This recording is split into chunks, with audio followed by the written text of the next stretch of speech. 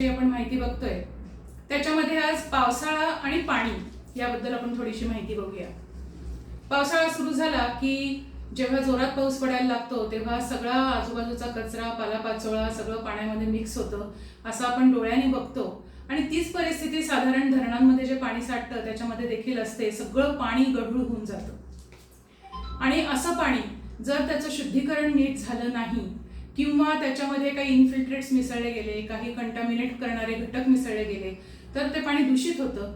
आणि असं दूषित पाण्यामुळे मग वेगळ्या वेगळ्या प्रकारचे आजार पावसाळ्यात आपण बघतो. त्याच्यामध्ये काही महत्त्वाचे आजार सांगायचे झाले तर डिसेंट्री म्हणजे ज्याच्यामध्ये पोट बिघडतं, जुलाब होतात, किंवा डायरिया म्हणजे पुन्हा एकदा तसंच डिसेंट्री आणि डायरियामध्ये थोडासा फरक असतो. तर दोन्हीमध्ये पोट बिघडतं आणि वारंवार मलप्रवृत्ती होते, अशा प्रकारचे त्रास होतात. त्याच्यानंतर आतड्यांचे इन्फेक्शन होण्याची या दिवसांमध्ये दाट शक्यता असते. त्याच्यानंतर हिपॅटायटिस ए हा जो काविळीचा प्रकार आहे तो दूषित पाण्यामुळे होऊ शकतो. टायफॉइड सारखे आजार ह्या पाण्यामुळे निर्माण होतात. आणि त्यामुळे पाणी हा अतिशय काळजीपूर्वक वापरण्याचा जसा आहारातला घटक आहे तो पावसाळ्यामध्ये अधिकच काळजीपूर्वक आपण वापरला पाहिजे.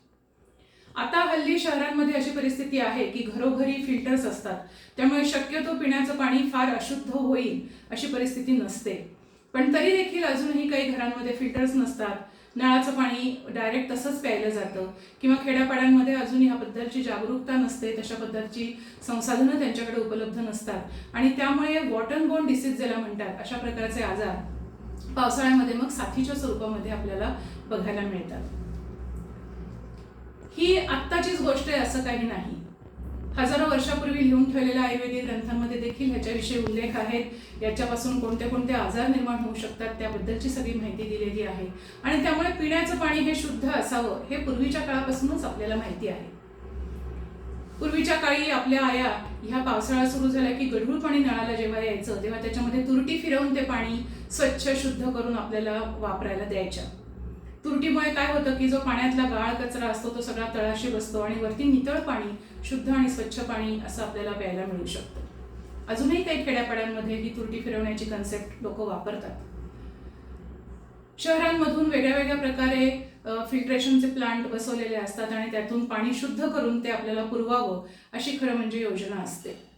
पण तरी देखील हे आजार होतात असं आपण बघतो. याचा अर्थच असा आहे की काही प्रकारचे बॅक्टेरियाज आहेत, काही प्रकारचे असे जीवजंतू आहेत की जे पाण्याच्या थ्रू आपल्या शरीरामध्ये प्रवेश करतात आणि असे वेगळे वेगळे आजार निर्माण करतात. मग पाणी कशा प्रकारे शुद्ध करता येईल? तर घरगुती मेथड्स ज्या आहेत त्याच्यामध्ये उकळणं हा सगळ्यात स्वस्त, सोपा, साधा आणि अत्यंत इफेक्टिव्ह असा उपाय आहे. पाणी उकळलं की त्याच्यातले हे सगळे जीवजंतू मरून जातात. तर पाणी उकळून आणि नंतर 4 पदरी कपड्याने जर आपण गाळून घेतलं तर त्याच्यासाठी वेगळं काहीच करायची गरज नाही. फक्त पाणी उकळणं म्हणजे काय याच्याबद्दल मात्र आपल्याकडे बरंच कन्फ्युजन आहे. मी कितीतरी घरांमधनं असं बघितलेलं आहे की पाणी उकळा असं सांगितल्यानंतर गॅसवर ठेवल्यानंतर नुसतं आधण आलं आणि पाण्याला वरती बुडबुडे दिसायला लागले की पाण्याचा गॅस बंद केला जातो. अशा पद्धतीने अर्धवट उकळलेल्या पाण्याचा काही उपयोग होत नाही. जेव्हा पाणी उकळा असं आम्ही सांगतो तेव्हा कमीत कमी खळखळ पाणी उकळायला लागल्यानंतर किमान 10 मिनिटं ते पाणी जर उकळलं तर त्या पाण्यामधले सगळे जीवजंतू मरतात आणि ते स्वच्छ किंवा शुद्ध झालं असं आपण म्हणू शकतो.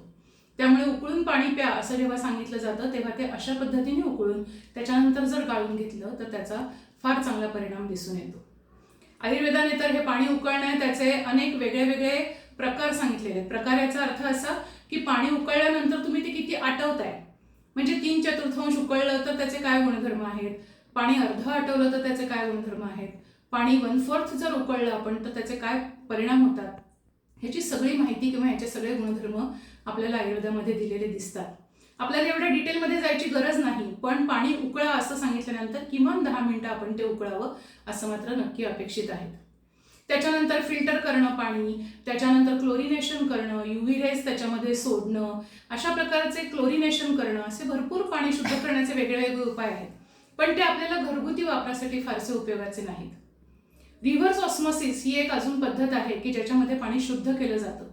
थोडक्यात आपण घरी जे फिल्टर वापरतो त्याला आपण शॉर्टमध्ये आरो असं म्हणतो. आरो वॉटर आमच्याकडे मिळतं किंवा आरो वॉटर आम्ही वापरतो असा शब्द आपण ऐकतो, पण त्या आरोचा अर्थ आपल्याला माहिती नसतो. आरो याचा अर्थ रिव्हर्स ऑस्मोसिस म्हणजे याच्यामध्ये पाणी गाळण्यासाठी किंवा पाणी शुद्ध करण्यासाठी एक विशिष्ट पद्धतीचा पडदा किंवा मेम्ब्रेन वापरला जातो. आणि त्यामुळे पाण्यात असणारे बॅक्टेरियाज किंवा जे जीवजंतू आहेत ते गाळून वेगळे करून शुद्ध पाणी आपल्याला प्यायला मिळतं. थोडक्यात सांगायचं झालं तर पिण्याचं पाणी हे नेहमी निर्जंतुक आणि शुद्ध असलं पाहिजे, याची आपण काळजी घ्यायला पाहिजे. विशेषतः पावसाळ्याच्या दिवसात फक्त पिण्यासाठीच नव्हे तर स्वयंपाक करण्यासाठी सुद्धा, अन्न शिजवण्यासाठी सुद्धा अशाच पद्धतीचं फिल्टर वॉटर आपण वापरलं तर आपण जास्त सुरक्षितपणे पावसाळा काढू शकतो आणि पाण्यापासून होणारे हे जे विविध पद्धतीचे आजार आहेत त्यापासून स्वतःला सुरक्षित ठेवू शकतो. त्यामुळे पावसाळा छान निरोगी घालवायचा असेल तर पाण्याच्या बाबतीतली एवढी काळजी आपण नक्की घेऊया. धन्यवाद.